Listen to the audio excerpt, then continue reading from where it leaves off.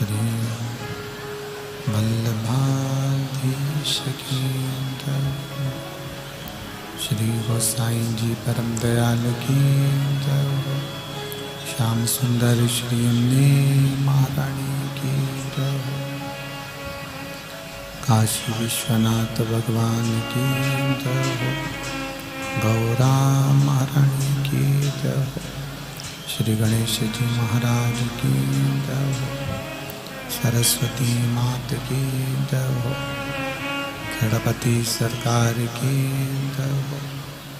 महाकाल राजा की जय। ओंकारेश्वर भगवान की जय। त्र्यंबकेश्वर भगवान की जय। भीमाशंकर भगवान की जय। परली बैजनाथ भगवान की जय। नर्मदे महारानी की जय। गोदावरी माता की जय। संत सद्गुरुदेव गौ माता की जय।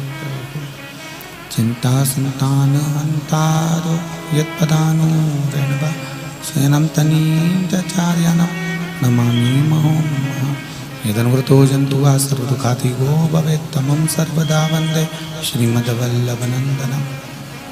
अज्ञानतिमिरागास्य ज्ञानजयशलाकया चक्षुरुन्मीलितेन तस्मै श्रीगुरवे नमः। नमामि हृदये शेषे लीलाचरब्धीशयनं लक्ष्मीसहस्रनाम्भिः सर्वमानं कलानिधिम्। चतुर्विश्व चतुर्विश्वतिविस्तव षड्भुजायते योऽसौ पञ्चधा हृदय ममः।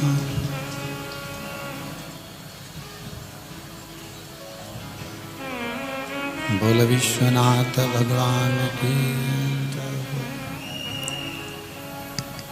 ओम नमः शिवाय। ओम नमः शिवाय। ओम नमः शिवाय। ओम नमः शिवाय।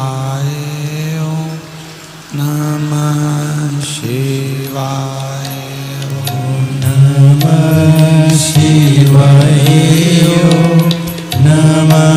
शिवाय।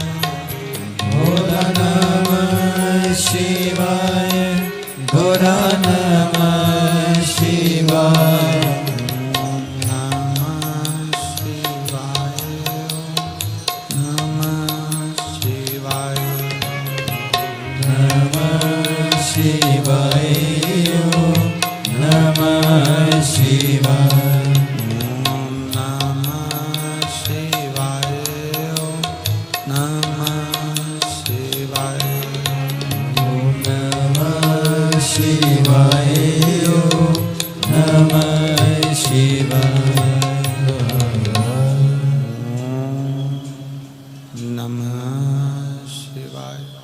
ओम नमः शिवाय। ओम नमः शिवाय। विश्वनाथ भगवान की गौरा महारानी की,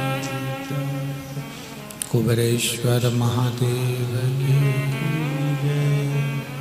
हर हर महादेव, हर हर महादेव, हर हर महादेव, हर। काशी विश्वनाथ, ओगरदानी, त्रिकालदर्शी, कैलाशी, अविनाशी भगवान देवाधिदेव महादेव, भगवान शिव, जिनकी पुनीत पावन शिव महापुराण की कथा संपूर्ण विश्व के कल्याण हेतु श्रवण करने का सौभाग्य बाबा देवाधिदेव महादेव की कृपा से प्राप्त हुआ है। बड़े सौभाग्यशाली हैं मालेगांव के सभी श्रोता भाई और बहन जो नित्य प्रति भगवान शिव की अविरल भक्ति और मुक्ति की ये अनुपम शिव महापुराण की कथा को श्रवण कर रहे हैं। कथा के आयोजक समिति श्री शिव महापुराण कथा समिति मालेगांव, मुख्य यजमान में श्री दादाजी दगड़ो जी भूसे, मंत्री जी महाराष्ट्र सरकार शासन। इस पुनीत कथा में प्रत्यक्ष और अप्रत्यक्ष रूप से जिनने भी किसी न किसी रूप में सहयोग प्रदान किया है वो सभी श्रोता भाई बहन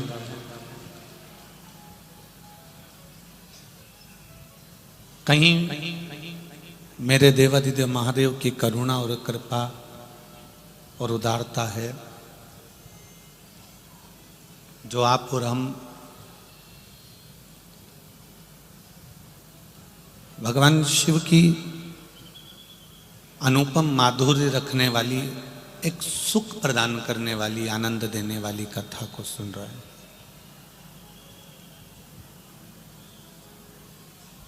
छोटा सा मनुष्य का देह है, मानव का शरीर है, और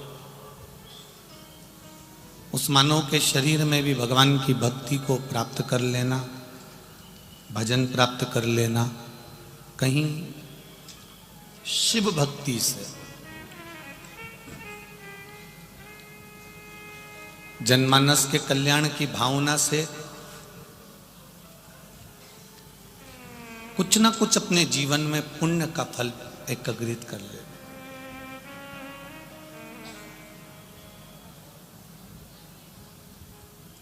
जिसको भोजन की जरूरत है उसे भोजन दिया जाए तो श्रेष्ठ लगता है। यदि उसको हम केवल ज्ञान दें कि सब भोजन बहुत अच्छा होता है, भोजन करना ठीक है, पर ज़्यादा भी करना अच्छी बात नहीं है, जिसको भोजन की जरूरत है उसको भोजन दिया जाए तो श्रेष्ठ है। उसको ज्ञान दिया जाएगा भोजन के समय पर तो वो लेगा नहीं, वो प्राप्त नहीं करेगा।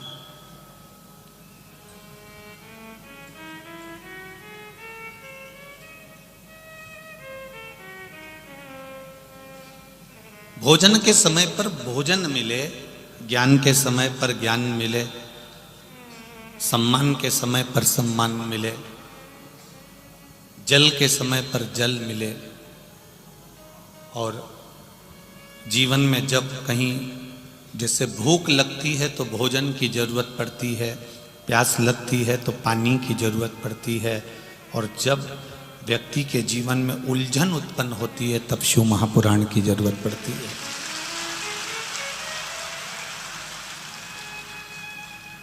एक बात अपने जीवन में उतार कर रखना, एक अपनी बात और एक अपना हाथ, ये दो चीज जम के बोलो क्या क्या? एक अपनी बात और एक अपना हाथ। हर किसी को मत देना।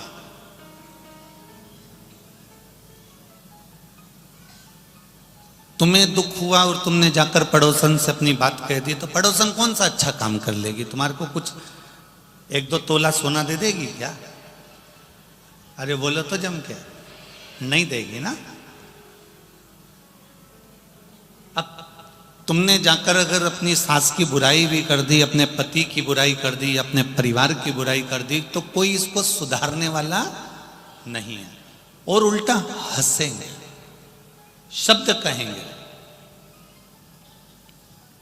तू तो रोज शंकर जी के मंदिर जाती है, तू तो खूब शिव जी की कथा सुनती है, उसके बाद भी तेरे ऊपर दुख है। तो शिव महापुराण की कथा कह रही है, दुख तुम पर आया है, तकलीफ तुम पर आई है, कष्ट तुम पर आया है। जैसे भूख तुम्हें लगी है तो भोजन भी तुम्हें ही करना है, प्यास तुम्हें लगी है तो पानी भी तुमको पीना है, छींक तुमको आ रही है तो छींकना भी तुमको है। तुम पड़ोसन से कह दो कि मेरे बत्तल का तू छींक ले, तो वो छींकेगी। या तुम्हें खांसी चल रही हो तो तुम पड़ोसन का पति से क्यों खांसो खांसो, और तुम चुप हो जाओ तो वो खांस लेगा क्या? नहीं।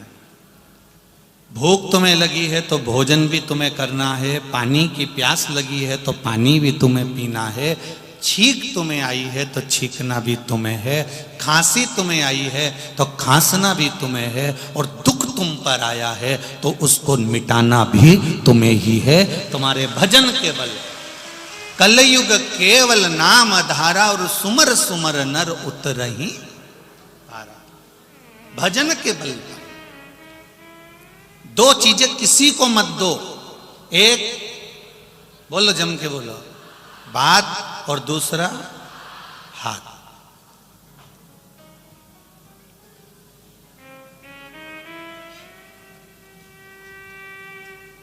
अब किसी को तुमने हाथ दे दिया, देखना जरा मेरे भाग्य में क्या लिखा है। अब जो लिखकर भेज दिया, जो उसने रचा वो यहां लिखा, और लिखकर अगर भेज दिया तो कोई उसको बदल सकता है क्या? जम के तो बोलो नहीं। उससे कह तुम बदल के बताओ, तो वो फिर अंदर से चक्कू लाएगा, फिर इधर से रेखा काट के इधर से चक्कू से खींच देगा, या इधर से काटेगा इधर से खींच देगा। नहीं हो सकता। भाग्य उसने लिखा है, तो भाग्य बनाने वाले ने अगर भाग्य बनाया है और उसमें अगर दुख लिख दिया है, तो उसको दुख को मिटाने वाला कोई दूसरा नहीं होगा। आपका कर्म आपको भोगना है। इसलिए भजन के बल को बढ़ाना और अपनी मेहनत को बढ़ाना, अपने कर्म को बढ़ाना, अपनी व्यापार व्यवसाय कर्म जो कर रहे हो उस कर्म को बढ़ाना। जितनी मेहनत रोज करते थे उससे दुगनी मेहनत चालू कर दो और भगवान पर विश्वास चालू कर दो, तो अपने आप तुम्हारे भाग्य की रेखा बदलना प्रारंभ हो जाएगी, अपने आप बदल।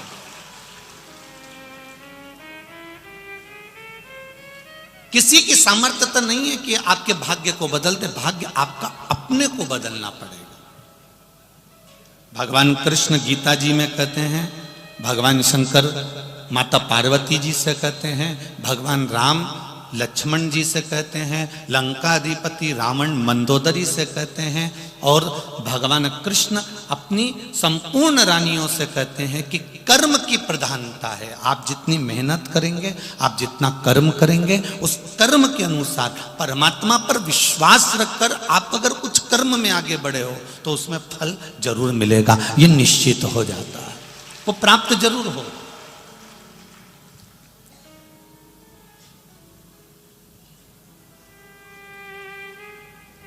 घर में बैठ के केवल आंसू बहाने से मेरा तो कोई साथी नहीं दे रहा, मैं तो बड़ा दुखी हो गया, मेरी जिंदगी तो यूं ही बेकार हो गई, ये बोलने से कोई साथ नहीं देगा,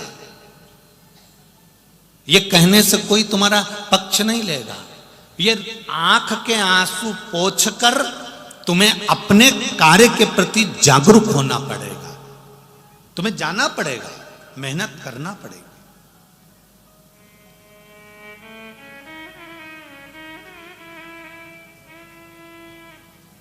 ऐसा कोई व्यक्ति नहीं जिसको भगवान ने यूं ही साधारणता में जन्म दे दिया। आपको पहले भी कथा में कहा था, अपने कमरे में माताएं सब अच्छी चीज रखती हैं, वो बेकार अटाला अपने घर में, अपने कमरे में, अटाला अपने कमरे में नहीं रखती है। उसी तरह परमात्मा भी अपनी पृथ्वी पर अटाला नहीं रखते हैं, परमात्मा भी छाट छाट कर अच्छों को अपने साथ में रखते हैं।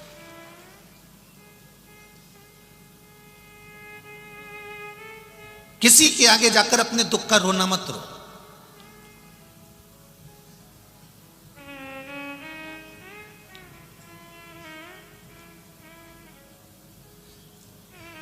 इस व्यासपीठ से आज तक आप लोगों से यह नहीं कहा गया होगा कि आप अपना दुख बताओ और आप दुख बताओ और हम आपका कोई समाधान कर दें। बोला कभी ऐसा कि आप माइक पकड़ो और अपना दुख बताओ कि मैं इस चीज से दुखी हूं और गुरुजी कोई उपाय बता दो? तो अगर आपको माइक पकड़ा कर कहें कि आप अपना दुख बताओ और हम उसका उपाय बताएं, तो हमारा भी तो जीवन में ये मनुष्य का शरीर है, हम पर भी कोई दुख होगा, फिर हम किसके पास जाकर कहें कि हमारा कोई उपाय बता दो? दुनिया में अपने कर्म को स्वयं काटना पड़ेगा। राम जी वन क्यों गए? सीता जी का हरण क्यों हुआ? मां जानकी को वन वन क्यों रहना पड़ा? भगवान कृष्ण को अपना गांव छोड़कर दूसरे गांव क्यों जाना पड़ा? दूसरा गांव जाने के बाद भी छोड़कर द्वारका क्यों जाना पड़ा? जब वो परमात्मा थे तो फिर क्यों गए? उनको भी तो अपने कर्म का भोग भोगना ही पड़ा। हम पहले भी कथा में कहते हैं, भगवान से नहीं डरना, मत डरो। वेद और पुराण से नहीं डरना, मत डरो। धर्म और शास्त्रों से नहीं डरना, मत डरो। संत साधु से नहीं डरना, मत डरो। माता पिता से नहीं डरना, मत डरो।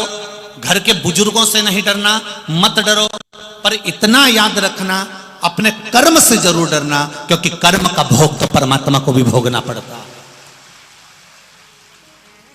राम जी ने छुप कर मारा था उस बाली को, कृष्ण अवतार में उस बाली ने छुप कर मारा था भगवान कृष्ण के चरण में।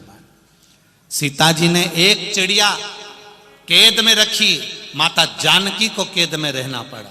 ये कर्म का भोग है जो मनुष्य को भोगना ही है। अपने कर्म को स्वयं काटना।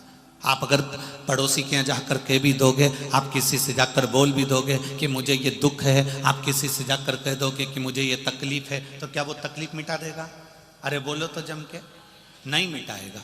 कहीं कहीं का तुम्हारे पास में आकर कह दे, मेरे पास में ऐसी भभूति है, ऐसी बेल है, ऐसा सामान है कि मैं तेरा दुख मिटा दूंगा, मैं तेरी तकलीफ मिटा दूंगा, तो चक्कर में मत आओ। ये दुख तकलीफ स्वयं को मिटाना पड़ेगी। और स्वयं कैसे मिटाओगे? कर्म को कर कर, मेहनत को कर कर, और भगवान शंकर की भक्ति पर विश्वास रखकर जब तुम आगे बढ़ोगे तो अपने आप कर्म के करते करते आपका दुख मिटता चले जाएगा।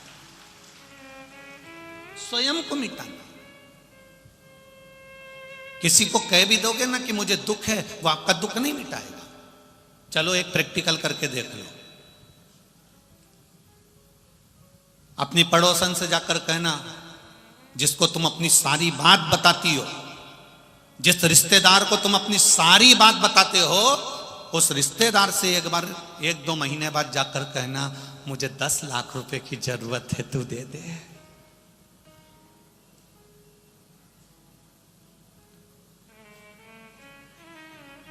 जम के बोलो जरा। नहीं देगा ना? नहीं, तुम्हारे गांव में ऐसा हो तो बता दो। बोलो रे। देगा कोई? नहीं देगा। अब तुमने इतनी सारी बात उसको क्यों फिर बताई? मेरे घर में ये तकलीफ है, मेरे घर में वो तकलीफ है, मेरे घर में ये दुख है, मेरे घर में वो दुख है। जब वो तुमको तुम्हारी दुख की घड़ी में 10 लाख नहीं दे सकता, 10 लाख तो जाने दे 10,000 नहीं दे सकता, तो फिर अपनी बात कहकर अपना मन उसके सम्मुख में क्यों खोलते हो? जो देने वाला है मेरा देव अधिदेव महादेव, उसके पास जाकर अपनी बात रख दीजिए। आप उसके पास जाकर कहो, भोलेनाथ तेरे दरबार से कोई खाली नहीं गया, तेरी चौखट से कोई खाली नहीं गया। 2022 जाने वाला है मेरे भोलेनाथ, 2023 आने वाला है।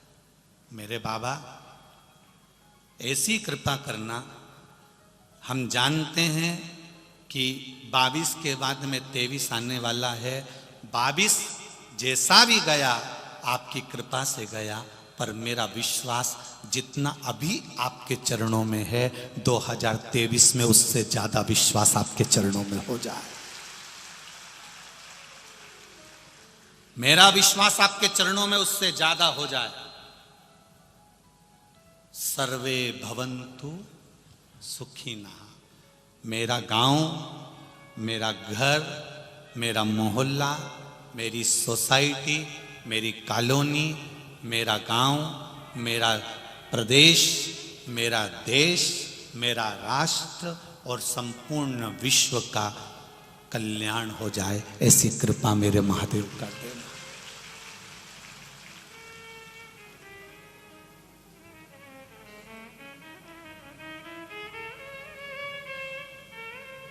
नया वर्ष, नूतन वर्ष 2023, वैसे तो हम लोग तो सनातनी भाव में संवत को मानते हैं, पर आज के नवयुवक बच्चे लोगों को इसी से एक बदलाव लगता है, इसलिए कहना चाहेंगे नए वर्ष की शुरुआत किसी होटल में नहीं, किसी नशे से नहीं, नए वर्ष की शुरुआत मेरे महादेव के चरणों से करिएगा। मेरे महादेव के चरणों से करिएगा। 31 के दिन भी 1 लोटा जल, और जब अगला दिन आ जाए तो भी 1 लोटा जल। और बाबा से कहना 22 से 23 में तू लेकर आया है, मुझे उम्मीद है जिंदगी के हर पहलू में मुझे आगे तू लेकर जाएगा। अपने विश्वास को दृढ़ करें, अपने भरोसे को दृढ़ करें। हर किसी के सामने अपनी बात को नहीं कहना।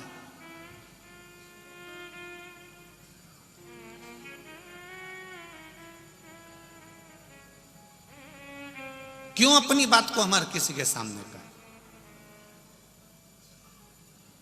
पहले नंबर पर बात और दूसरे नंबर पर हाथ। ये हाथ भी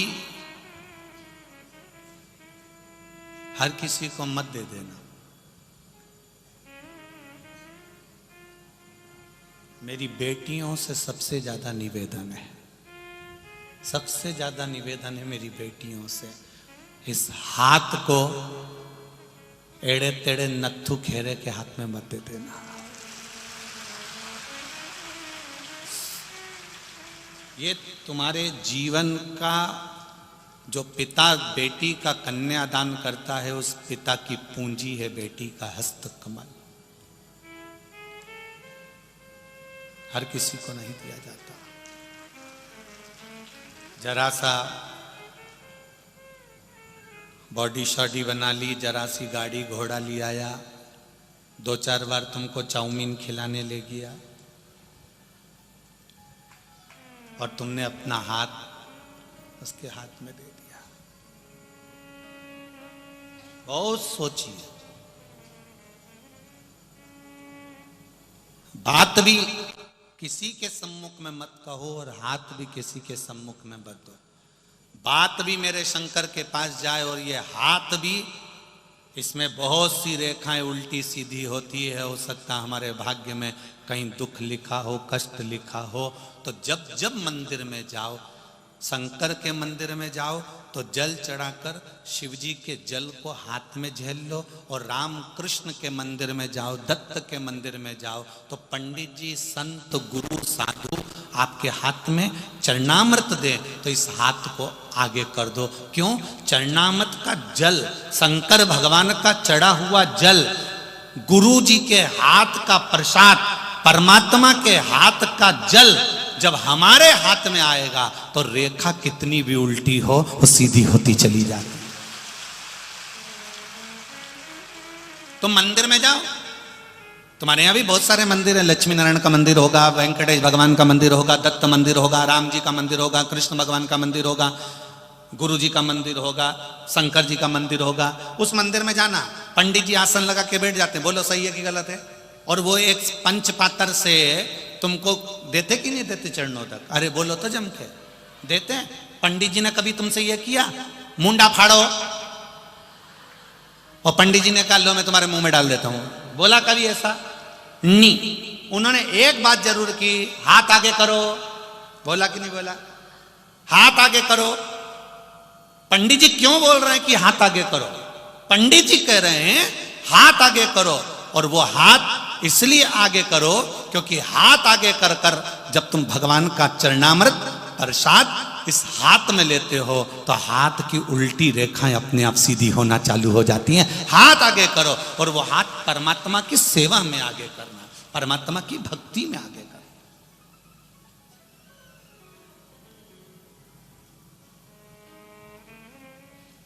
चरण और आचरण दोनों में अंतर है। चरण तुम्हें मंदिर तक लेकर चले जाएंगे, और आचरण भोलेनाथ तक लेकर चले जाएंगे। अंतर है दोनों।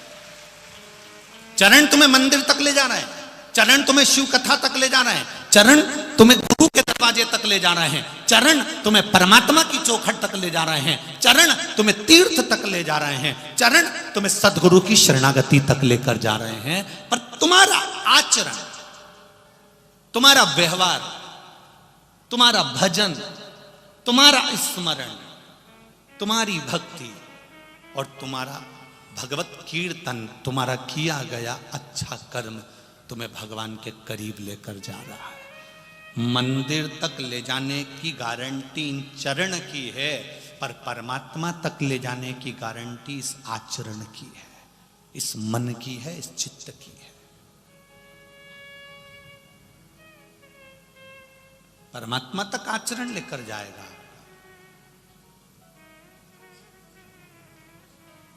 हम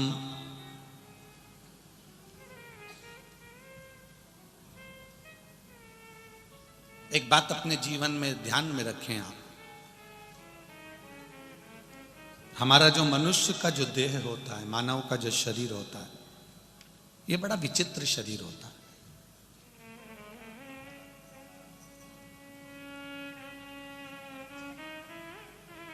बड़ा विचित्र शरीर है। कई लोग कहते हैं बिस्तर अच्छा नहीं है ना, इसलिए नींद नहीं आ रही।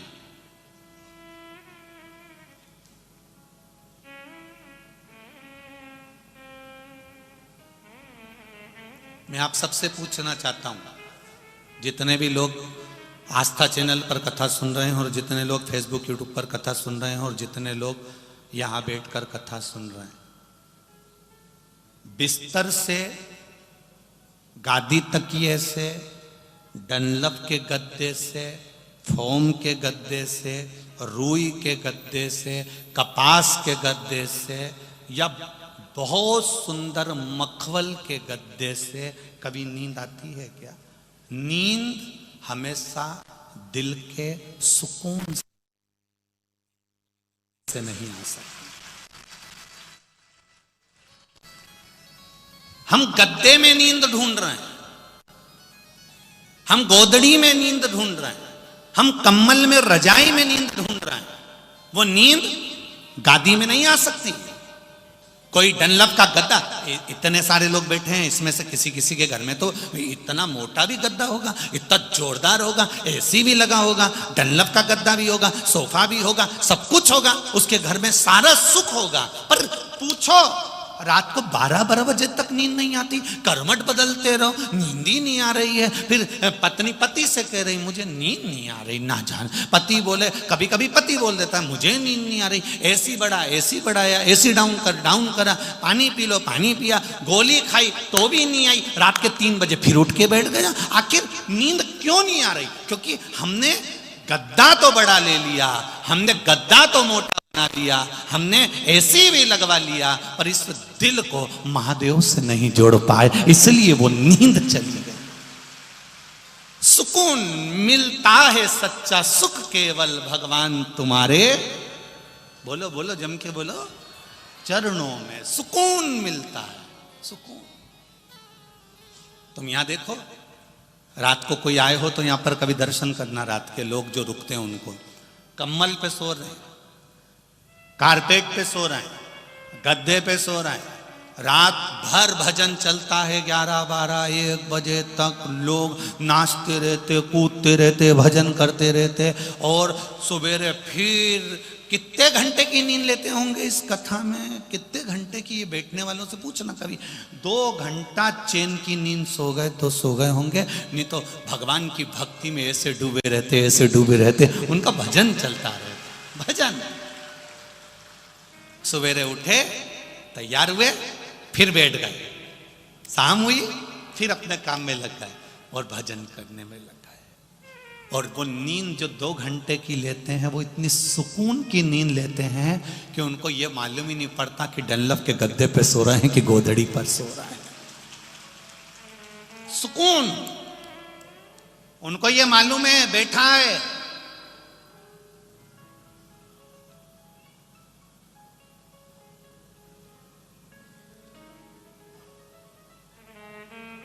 कोई लोग कह रहे थे, गुरुजी कई बार कथा में नींद क्यों आती है? भजन में नींद क्यों आती है? शादी में तो नींद ही नहीं आती,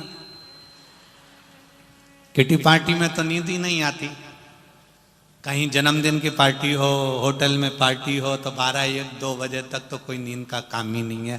पर हम तो दिन में कथा में बैठे 2 बजे तो भी कभी कभी आंख में झपकिया, कभी कभी झपकी आ जाती। गुरु जी क्यों ऐसा होता है? हमने कहा, बच्चा पूरी मोहल्ले में खेलता रहता है, बच्चे को कहीं नींद आती है मोहल्ले में? बोलो बोलो जम के, नहीं आती। वो बच्चा पूरे मोहल्ले में खेलने के बाद अपने घर आता है, माँ की गोद में बैठता है, पापा की गोद में बैठता है, पिता की गोद में बैठता है। माँ की गोद में बैठते से ही, पिता की गोद में बैठते से ही पिता माता उसके ऊपर हाथ रखते हैं और बच्चा गोदी में ही सो जाता है। वो बच्चा गोदी में सो गया, पूरे मोहल्ले में कहीं जाकर नहीं सोया, सोया तो माँ की गोद में, पिता की गोद में सोया। उसी तरह उस बच्चे को जो सुकून मिलता है वो माता और पिता की गोद में मिलता है, और आपको जो सुकून मिलता है वो शिव महापुराण की कथा में मिलता है। इसलिए थोड़ी थोड़ी कभी कभी थोड़ी थोड़ी कभी जब आ भी जाए तो कोई बुरी बात नहीं है। समझ लेना आज मेरे पिता ने, मेरे भोलेनाथ ने हाथ रख दिया है, इसलिए सुकून में सो रहा। मेरी माँ की गोद में आज मुझे सोने का मौका मिला है, सुकून।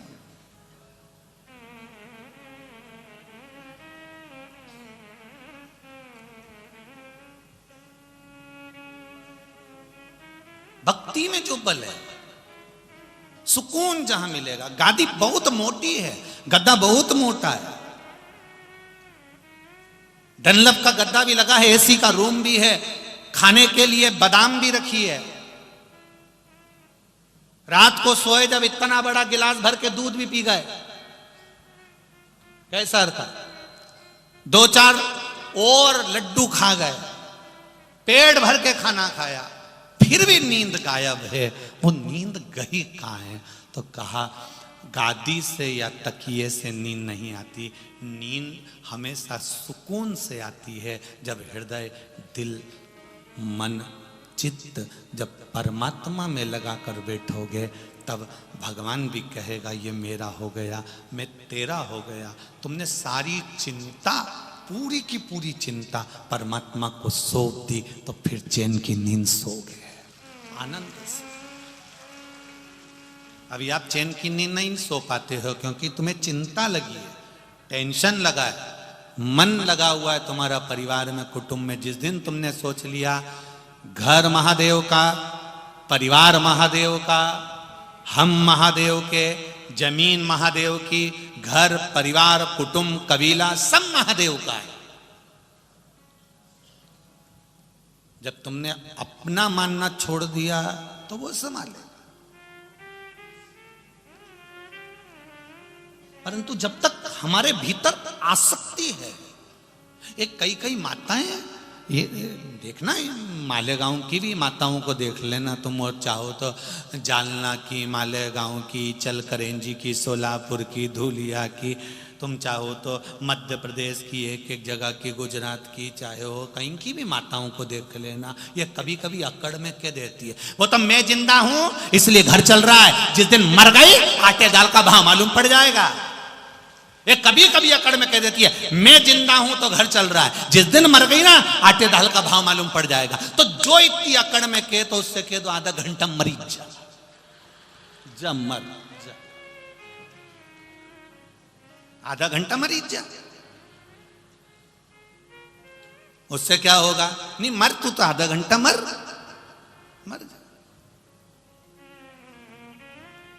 तुम्हें लगता है कि मैं दुकान चला रहा हूं, मैं घर चला रहा हूं, मैं परिवार चला रहा हूं, मैं रिश्तेदारी निभा रहा हूं, मैं कर रहा हूं, परंतु इस सोच में मत रहना कि तुम कुछ कर रहे हो, वो तो मेरा महादेव इस शरीर से करा रहा है, तो तुम कर रहे हो। जिस दिन तुमने सोच लिया कि मैं कर रहा हूं, एक छोटी सी उंगली मेरा महादेव जरा सी हिलाता है और वहां से पवन चलती है, हवा चलती है, शरीर में लग जाती है, उसकी उंगली हिलती है तो हमारा पूरा शरीर हिलना बंद कर देता है। तब बता दुकान पे बैठ के जब शरीर नहीं हिले,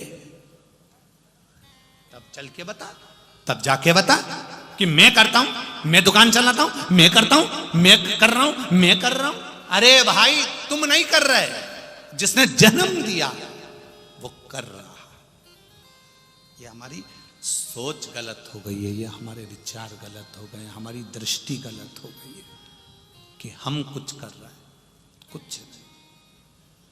मेरा आपकी कृपा से सब काम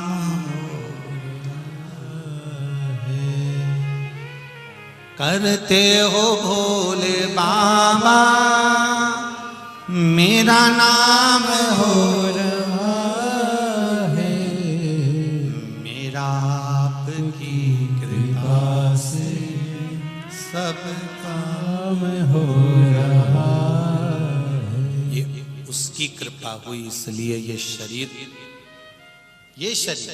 हम आपकी बात नहीं कर रहे, उसकी कृपा हुई तो ये शरीर, ये जिह्वा शिव महापुराण की कथा कह रही है, और उसकी कृपा हुई तो आपका शरीर कथा को सुन रहा है, उसकी कृपा हुई तो ये दादा भाऊ से कथा करवा रहे हैं, उसकी कृपा हुई तो अपन सुन रहे हैं। उसकी कृपा नहीं होती तो शायद कुछ नहीं।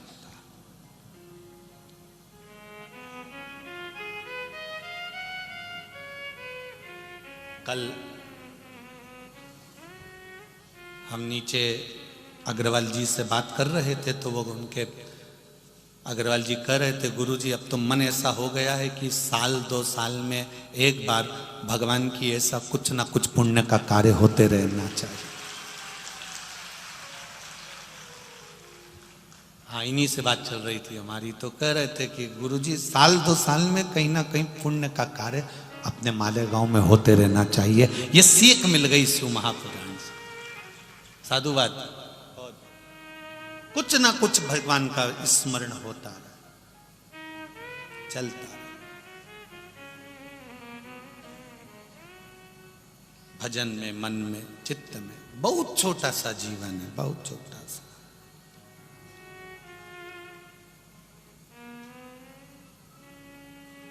कितना वो चीन वालों ने कितनी उन्नति करी। बोलो रे भाई, बोलो सही है कि गलत है? चीन ने कितनी उन्नति करी, पर उस परमात्मा के आगे उन्नति कर पाए क्या? ढेर बॉडियां पड़ी है, रोज टीवी में देखो तो बताएं इतने मर गए, इतने मर गए, इतने मर गए। अब इतनी उनने उन्नति करी कि सूरज नया बना दिया, तो फिर अब इनको जिंदा करके बता दो। जब तुम सब कुछ कर सकते हो तो करो। उसने रचा संसार, सोच विचार कर रचा है। कब, किस समय, किस घड़ी, किस पल किसको जाना पड़ जाए, कोई भरोसा नहीं। पूरा की पूरा लेसुए का अचार बरनी में भरा की भरा रह जाता हो।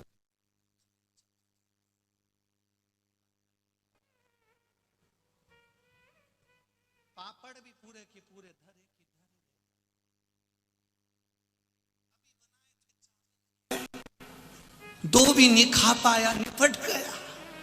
क्या कर, बोलो बोलो। कुछ नई की नई साड़ी लेके आई थी, अलमारी में रखी की रखी रह गई, पहन नहीं पाई। ऊपर जाती जाती यमराज से कह रही वंस मोर, एक बार फिर से छोड़। मैंने अभी लाल वाली ली है, एक बार पहन तो लेने दे। तुरंत यमराज बोला चाट, नहीं पहनने देना, चल। इसलिए आपसे निवेदन है, जितनी अच्छी अच्छी रखी हो सब पहन लो, ऊपर जाके दुख नहीं होगा कि मैंने ये पहनी नहीं। पहन लो। ये जीवन बड़ा बड़ा विचित्र है, बड़ा। इसको किसी ने पत्र लिखा, वो पत्र कमरे में पड़ा है हमारे। वो हम जिस गाड़ी में कल गए थे, उस गाड़ी में किसी ने पत्र दे दिया था। वो पत्र हमारा कमरे में रखा। उन्होंने कहा क्यों गुरुजी, हमारे यहाँ पर मालेगांव में इतने सारे महाराज आते हैं, इतनी ज्ञान की बात करते, इतनी विद्वत्ता की बात करते, तुम्हें सास बहू से फुर्सत नहीं मिलती? कभी इधर की बात कह दो, कभी उधर की बात कह दो। अब उसने पत्र देकर चले गया, हम जवाब नहीं दे पाए, तो हमने कहा चलो आज मौका मिला है, हम आपसे एक बात पूछें। तुम्हारे घर में इतने बड़े बड़े भगोने रखे, बर्तन, इतने बड़े बड़े बर्तन, क्या तुम रोज रोज उन बर्तन में खाना बनाती हो?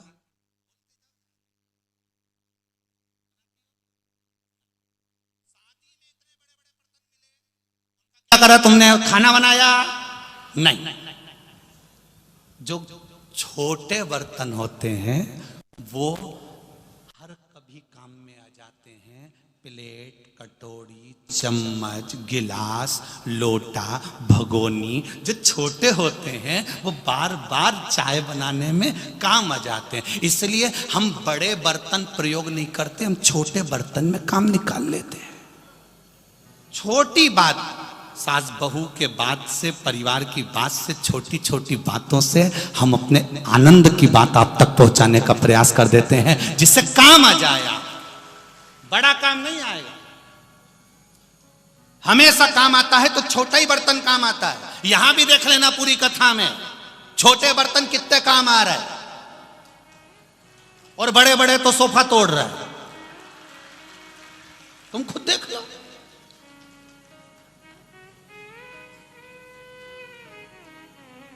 किसी को बुरा लग जाए तो कोई बात नहीं, चलेगा।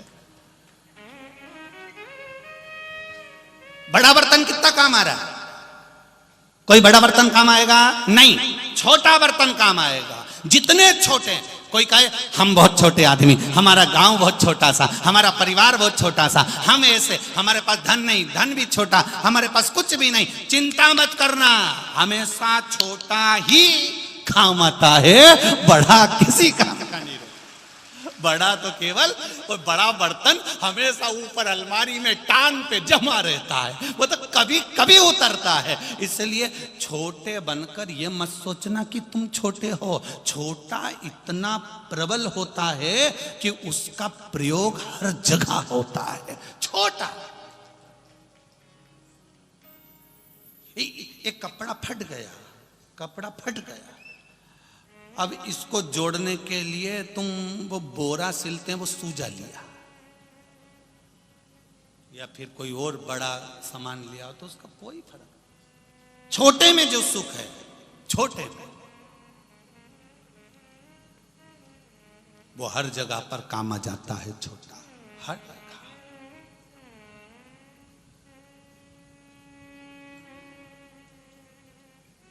वो कहीं पर भी काम आ जाएगा। अब ये माताएं बैठी हैं, तुम में कितनी माताएं जो इतना बड़ा बड़ा सामान लेके आई या इतना बड़ा बैग लेकर आई? कोई इतना बड़ा बैग नहीं लाई। घर में जो सबसे छोटा बैग हो वो लेके जाऊंगी। छोटा बैग क्यों? उसमें एक छोटी सी पानी की बोतल डाल लूंगी, एक रुमाल डाल लूंगी, एक मोबाइल डाल लूंगी, उसमें थोड़ा सा पैसा डाल लूंगी। अब छोटा बैग हर जगह काम आ रहा है। बड़ा बैग तो जब अपन कुबेरेश्वर धाम जाते हैं सीहोर तब काम आता है, या तो छोटा काम। जब तीर्थ जाओ, उज्जैन जाओ, त्र्यंबकेश्वर जाओ, नासिक जाओ, तुम कहीं भगवत भजन में जाओ तो वहां फिर बड़ा बैग ले जाओ, पर छोटा हर जगह काम आ जाता है। उसी तरह शिव महापुराण की कथा को छोटे छोटे रूप में लेकर उसको तुम्हारे तक पहुंचाने का प्रयास करते हैं, जिससे कभी भी तुम अलमारी में से साड़ी निकालोगी तो तुमको याद आ जाएगी कि मुझे ये साड़ी पहनना है, सियोर वाला महाराज बोला था, वरना बाद में ऊपर जाके याद आएगी। पहन दो उसको, पहनना है। अंत समय प्रभु आना पड़ेगा, वचन दिया तो निभाना पड़ेगा। आए ना आए प्रभु कुटुंब कबीला, अंत समय प्रभु आना पड़ेगा, वचन दिया तो निभाना पड़ेगा। छोटी बात से हमको हमारे जीवन में उतारना, बहुत बड़ी बात कर कर, बहुत विद्वत्ता की बात कर कर, मालूम पड़े हमने कह दिया तुम्हारे सिर पे से निकल जाए तो क्या मतलब की ऐसी कथा? फिर तुम पड़ोसन को कोनी मार के कह रहे क्या बोला महाराज, क्या बोला? अब पड़ोसन उसको समझा रही, बोला तो था कुछ, मैंने भी सुना तो था। तो उसने बगल वाली से पूछा तूने सुना महाराज क्या? हाँ, 2 बार मुंडी इधर करी थी, 1 बार उधर करी थी, बोला तो था। अब घर जाते जाते फिर आखिरी में पति ने घर पर पूछ लिया, कथा में अपन गए थे, तुमने सुना था? क्या सुना था? पता नहीं, मेरे को तो मालूम भी नहीं, बगल में छोरा रो रिया था तो मेरा ध्यान मत चले गए, मेरे को नहीं मालूम। अब छोटी सी बात तुमको याद रह जाएगी कि अलमारी खोली, साड़ी नीचे गिरी तो तुम्हें समझ में आ गया नी साहब पहनना जरूरी है, साड़ी अपनी है। अपने जाने के बाद लोग ऐश करेंगे, अपनी साड़ी अपनी बहुवन पहनेगी, उसने कभी अपने को एक साड़ी नहीं दी और वो अपनी पहने, अच्छा बन तो पहन के छोड़ के जाओ, पूरा प्रयोग करिए। मनुष्य की देह मिली है, मानव का शरीर मिला है, खुश होकर जा, जिंदगी पूर्ण एंजॉय से जियो। जिंदगी एंजॉय से जीने का मतलब यह नहीं है कि जिंदगी को नशे में डुबो दो। आज के जमाने के नवयुवक बच्चे, आज के जमाने की नवयुवक टीम 31 का मतलब समझती है कि नशे में डूबना है। शिव महापुराण की कथा कहती है 31 का मतलब नशे में डूबना नहीं, साल के बदलने का मतलब है कि भगवान की शरणागति में जाकर माता पिता की सेवा करना है। ये हमारा नूतन वर्ष का एक आनंद। नशे में डूबकर नूतन वर्ष नहीं होता, भगवान की भक्ति में डूबकर नूतन वर्ष होता है।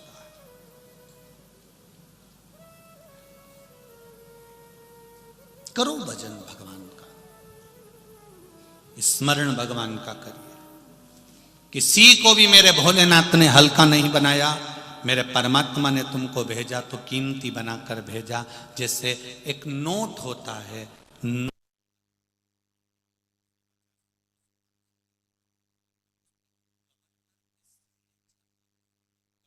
के सिग्नेचर जिस नोट पर नहीं होते वो नोट की कोई कीमत नहीं होती। गवर्नर के सिग्नेचर हो गए तो नोट की कीमत हो गई। जैसे नोट पर गवर्नर के सिग्नेचर हैं तो नोट की कीमत है, उसी तरह जब हम माँ के गर्भ में आए थे तब उस परमात्मा ने अपना हाथ का सिग्नेचर कर कर भेजा है, तो हम भी भगवान की कृपा से श्रेष्ठ हैं। नोट से ज्यादा कीमती, धन से ज्यादा कीमती। समझो उसकी भक्ति का बल, उसकी भक्ति का विश्वास का बल।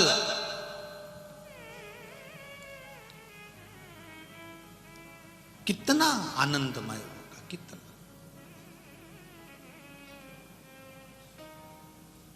पुण्य कमाने के लिए बहुत सारे मौके मिलते हैं, पर पुण्य व्यक्ति का कहां समाप्त हो जाता है ये वो समझ नहीं पाता। भूखे को भोजन कराया, पुण्य आ गया, पानी पिलाया, पुण्य आ गया, भगवत नाम जपा, पुण्य आ गया, किसी का साथ दे दिया, पुण्य आ गया, पर वो पुण्य समाप्त कब हो जाता है ये हमको ज्ञात नहीं हो पाता।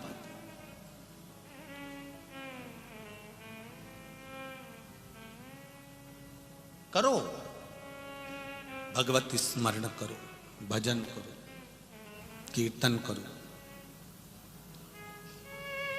पर एक बात का स्मरण अपने साथ में ये भी रखो कि पुण्य किसी साधारण व्यक्ति की सेवा से हमको प्राप्त हो सकता है। संत एकनाथ जी महाराष्ट्र के बड़े बड़े विद्वत संत। एक बार संत एकनाथ जी ने अपने साथियों से कहा, शिष्यों से कहा, साथ वालों से कहा, मेरा मन कर रहा है कि प्रयागराज चलें, त्रिवेणी संगम में जाकर स्नान करें, त्रिवेणी संगम का जल लेकर, कावड़ लेकर रामेश्वरम में जाकर भगवान शंकर को चढ़ाएं। तो किसी ने पूछ लिया, गुरुदेव त्रिवेणी का जल ले जाकर हम रामेश्वर में चढ़ाएंगे उससे क्या होगा? संत एकनाथ जी ने कहा, बहुत पुण्य की प्राप्ति होगी, चलो अपन चलते हैं। सारे गांव के लोग संत एकनाथ जी के साथ में त्रिवेणी चले गए। त्रिवेणी में सबने स्नान किया, गंगा यमुना सरस्वती का स्नान कर कर, त्रिवेणी संगम का स्नान कर कर, संत एकनाथ जी के साथ सबने कांवड़ बल्ली।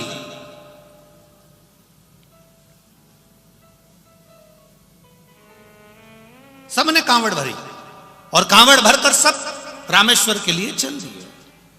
सब चले, मुख में भगवत नाम, राम कृष्ण हरि राम कृष्ण हरि राम कृष्ण हरि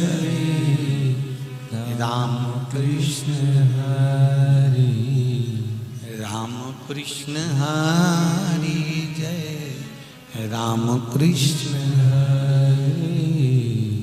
राम कृष्ण हरि जय राम कृष्ण हरि राम कृष्ण हरि जय राम कृष्ण हरि राम कृष्ण हरि राम कृष्ण हरि राम कृष्ण हरि राम कृष्ण हरि राम कृष्ण हरि कृष्ण हरे राम कृष्ण हरि जय राम कृष्ण हरि राम कृष्ण हरे राम कृष्ण हरे। संत एकनाथ जी भगवत भजन करते करते करते करते बीच मार्ग में पहुंच गए।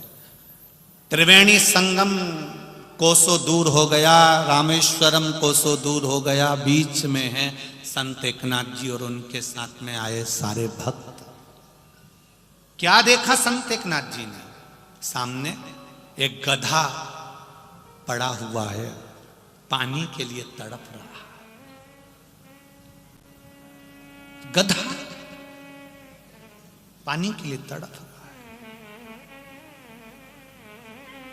सब भजन गा रहे थे, सब कीर्तन गा रहे थे, सब जाते जा रहे थे। संत एकनाथ जी रुके। साथ वालों ने पूछा, गुरुदेव गुरुदेव आप कहां जा रहे हैं? वो गधा पड़ा हुआ है, धड़कन चालू है, बहुत दूर तक कहीं पानी नहीं दिख रहा है, मुझे लगता है इसको पानी की प्यास लगी। जिभ्या निकाल रहा है, मुंह खोल रहा है। संत एकनाथ जी चले, पीछे पीछे चले चले, शिष्य चले।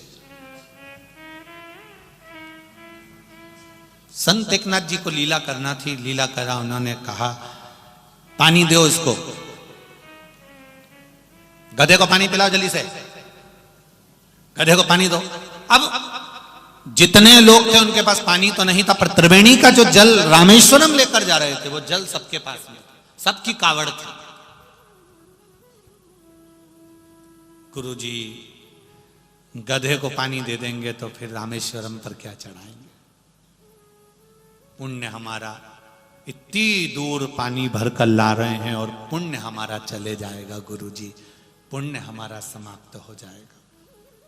गुरुजी ने सबको कहा, पानी डाल दो, इसको पानी पिला दो। कोई नहीं पिलाया, क्योंकि रामेश्वरम में जल चढ़ाने से पुण्य मिलेगा। इतनी दूर से हम भर कर लेकर आए हैं, अगर यहीं पर पानी पिला देंगे गधे को तो हमारा पुण्य कहाँ जाएगा? संत एकनाथ जी ने अपनी कांवड़ को रखा, कांवड़ में से जल निकाला, संत एकनाथ जी ने गधे को पिला दिया।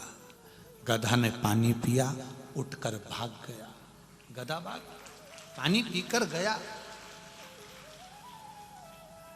गधा जब पानी पीकर भागा, सारे शिष्यों ने और आनंद में जो साथ चल रहे थे उन्होंने कहा, गुरुदेव अब आपका पूरा जल तो यहीं गधे को दे दिया आपने, फिर महादेव को चढ़ाने के लिए, रामेश्वरम को जल चढ़ाने के लिए आपके पास कुछ नहीं बचा। आप कैसे पुण्य कमाएंगे? इतनी दूर से पैदल चलकर आ रहे थे, सारा पुण्य का जल तुमने गधे को दे दिया। संत एकनाथ जी ने कहा, ये मेरा विश्वास कहता है,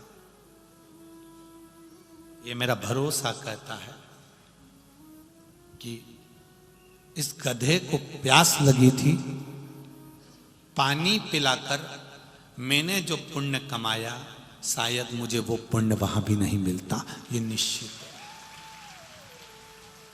तो तुमने गधे को पानी पिलाया, क्या वो पुण्य का फल क्या तुम्हें रामेश्वर में प्राप्त हो सकता है? संत एकनाथ जी ने कहा, मैं तुम्हारे साथ रामेश्वर के लिए निकला हूं, चलूंगा, मेरे पास कांवड़ नहीं, जल नहीं, पर यह मेरा विश्वास कहता है कि वो जल का पात्र भी मुझे वहां मिलेगा। ये मेरा विश्वास कहता है, अगर मैंने इसको दिया है तो वो खाली नहीं जाएगा, वो मिलेगा जरूर। और एकनाथ जी चल दिए, और संत एकनाथ जी जब रामेश्वरम पहुंचे हैं तब एक बच्चा दौड़ते हुए आकर कहता है, काका, ओ काका, तुम्हारा ये कलश बीच रास्ते में छूट गया था, ये पानी का कलश में तुम्हें देने के लिए आया। साथ खड़े हुए जितने खड़े थे, साथ वाले जितने शिष्य खड़े थे, जितने सेवक खड़े थे, सब स्तुप्त रह गए। संत एकनाथ जी ने एक लोटा पानी गधे को पिलाया था, और रामेश्वरम के दरवाजे पर प्रवेश करते समय संत एकनाथ जी के हाथ में 2 लोटा पानी रखा हुआ था, 2 कलश भरे हुए रखे हुए। ये हमारा सनातन धर्म, ये हमारा धर्म कहता है, ये हमारी सभ्यता, ये हमारी संस्कृति कहती है, ये हमारा आनंद कहता है। एक चावल का दाना आप देवाधिदेव महादेव को चढ़ा रहे हो, चावल को कहते हैं अक्षत। एक चावल का दाना चढ़ाया है आपने, पर तुम्हारे घर को तुमने आनंद के साथ अक्षयता में फल प्राप्त कर लिया है।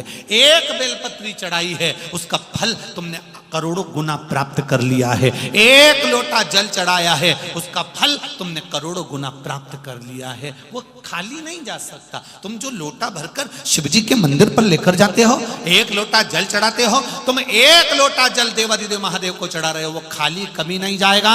तुम्हारा लोटा भले मंदिर से खाली आ गया, पर घर कभी खाली नहीं रहेगा, ये निश्चित रखिए। घर कभी खाली नहीं रह सकता। वो देता, एक पत्र आया है, देखिए पत्र तो बहुत है।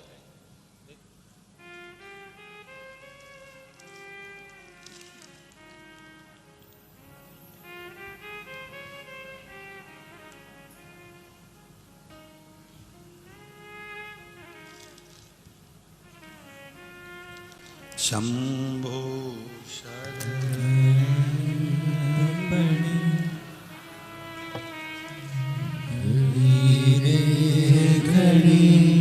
दुख काटो दया करी दर्शन आपो। शंभो शरण पड़ी मांगो घड़ी रे घड़ी, दुख काटो दया करी दर्शन आपो। स्वाति देवानंद सोनबड़े सिरपुर से आई हूँ, बाबा को प्रणाम करने के लिए, धोख लगाने के लिए आई हूँ। कहीं बैठी हो तो आप ही हैं, दोनों हाथ हिला दो एक बार। श्री शिवाय नमस्तुभ्यम, दोनों हाथ हिलाओ। हर हर महादेव। गुरुदेव, मैं स्वाति देवानंद सोनबड़े सिरपुर से आई हूँ। गुरुजी, हमारे जीवन में क्या नारी का जीवन हमेशा दुख में रहता है गुरुदेव, पर बाबा ने मेरे दुख को समाप्त किया है, इसलिए यहाँ प्रणाम करने आई हूँ। गुरुदेव, हम बाबा को प्रणाम करने के लिए महोत्सव के दर्शन के लिए यहाँ गए थे। बाबा की कृपा से वहाँ से कंकर शंकर को लेकर आए थे। रोज उसकी पूजन करते हैं, बाबा को प्रार्थना करते हैं। गुरुदेव, मेरे पति का एक्सीडेंट हुआ, लेकिन भगवान की कृपा से बच गए, पर मेरे पति के घुटने के नीचे की हड्डी टूट गई और उसका ऑपरेशन हुआ। 2 साल हो गए, बाबा की कृपा, चलते चलते कहीं ना कहीं वो किसी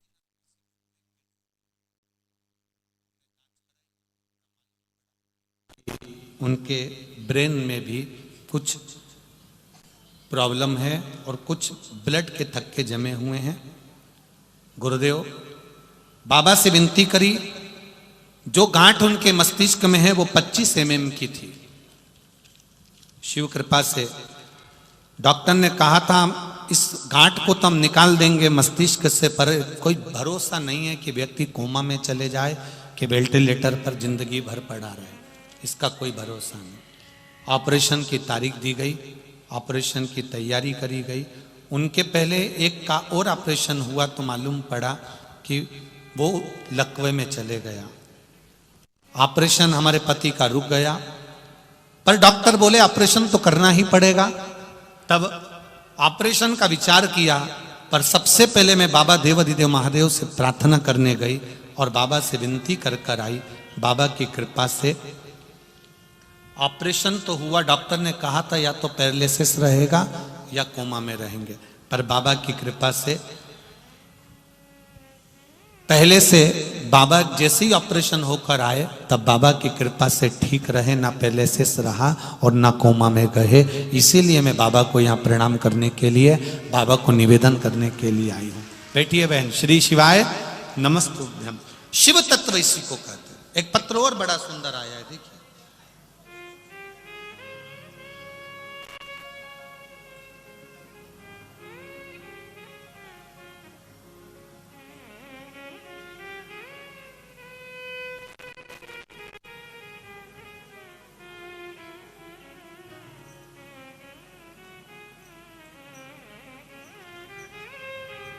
तेरी कृपा बिना न हिले कोट भी लेते हैं श्वास तेरी कृपा से तनु तनु बखान क्या करूं मैं राखों के ढेर का चपटी भगोत में है खजाना कुबेर का। Bhagyashree Satish Kshir Sagar police parade ground Janju corner Malegaon से आए हैं। कहीं बैठे हों तो हाथ हिलाइएगा। आप ही हैं, दोनों हाथ हिलाओ। श्री शिवाय नमस्तुभ्यम। मेरे भोले बाबा का क्या वर्णन करूं गुरुदेव। मेरे पति के मुंह में छाला हो गया था, जिनका फोटो मैंने लगाया है पति का। हमने बहुत उपचार किया, तभी हमने नासिक जाकर मानवता हॉस्पिटल में जांच कराई, फिर रिपोर्ट में कैंसर बोला गया। 22 मार्च को, 31 मार्च को डॉक्टर के कहने से ऑपरेशन करवाया। ऑपरेशन के बाद थोड़ा समय तक अच्छा लगने लगा, फिर 1 साल हो गए गुरुदेव, बाद में फिर मुंह में छाला आ गया। छाला आया और डॉक्टर को फिर दिखाया तो उसने कहा कैंसर है। तब आंखों से आंसू बहने लगे और सोचा कि गजब हो गया कि फिर कैंसर आ गया, अब क्या करें। तभी आपकी कथा सुनना चालू किया और मैंने पशुपति व्रत करना प्रारंभ करा। डॉक्टर से कहा कि अब ऑपरेशन नहीं कराएंगे, आप दवाई दे दो। और वो दवाई हमने कुंदकेश्वर बाबा का नाम लेकर शिव जी को समर्पित कर कर 1 लोटा जल चढ़ाना, दवाई कुंदकेश्वर बाबा का नाम लेकर डॉक्टर की दी हुई दवाई को खाना चालू करा। गुरुदेव, डॉक्टर ने फिर जांच करने बुलाया, कहा इसका ऑपरेशन करना जरूरी है, कैंसर और फैल रहा है। जब हमने फिर जांच कराई, हमने कहा दवाई दे दो। वापिस आए, बाबा का फिर वापिस लोटा भर जल का प्रयोग करना प्रारंभ करा। जब लोटा भर का जल का प्रयोग करना प्रारंभ करा, बेलपत्री लाती उनको देती, बाबा की कृपा ऐसी रही। अगली बार फिर जांच कराने के लिए नासिक गए, तब डॉक्टर ने कहा अब इनका छाला ठीक होना प्रारंभ हो गया है, धीरे धीरे कैंसर समाप्त हो रहा है और रिपोर्ट नॉर्मल आई है। बाबा की कृपा से अब वो ठीक हैं। बैठिए बहन। श्री शिवाय नमस्तुभ्यम। अब ठीक है। ये शिव तत्व है, ये शंकर। मैंने तेरे ही भरोसे ओ बाबा, तेरे ही भरोसे हवा बिच उड़ती जावांगी, बाबा डोर हर तो छड़ना में कटी जावांगी, भोले मैं तेरी पतन शंभु में तेरी पतन। हमारा निवेदन केवल शिव पर विश्वास। डॉक्टर से इलाज करवाओ, गोलियां खाओ, जांच कराओ, सब कुछ करो, पर साथ में मेरे देव अधिदेव महादेव को भी लेकर चलो। जैसे हॉस्पिटल जाते हो तो पर्स में रुपये रखकर ले जाते हो, वैसा ही जब दुख की घड़ी हो तब 1 लोटा जल चढ़ाकर मेरे महादेव को साथ लेकर जाओ। ये शिव तत्व जानेगा। मेरा ओघड़ दानी पहचानेगा। भक्ति का बल किसको कहते हैं? हाँ, छल विहीन जल होना चाहिए। आप जब महादेव को जल चढ़ाएं तो उसमें कोई छल की जरूरत नहीं है कि मैं छल करने के लिए, किसी को बर्बाद करने के लिए, किसी को नष्ट करने के लिए, किसी को कुछ बुरा करने के लिए हमको जल नहीं चढ़ाना। हमको जल चढ़ाना है केवल स्वयं के भाव के लिए कि मैं जानती हूं मैं महादेव के पास गई हूं तो मेरा हर पल, हर घड़ी, हर क्षण शिव का है, शंकर का।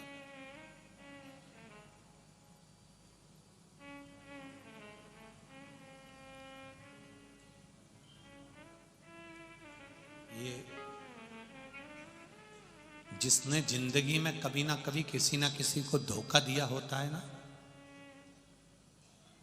जिसने जिंदगी में कभी ना कभी किसी को धोखा दिया होता है, किसी के साथ विश्वासघात करा होता है, दुनिया का सबसे प्रबल पाप है विश्वासघात, धोखा। ये दुनिया का सबसे प्रबल पाप है। अग्नि पुराण कहती है, एक अग्नि पुराण और स्कंद पुराण का एक बड़ा सुंदर संवाद है। चंद्रवंश में एक नंद नाम के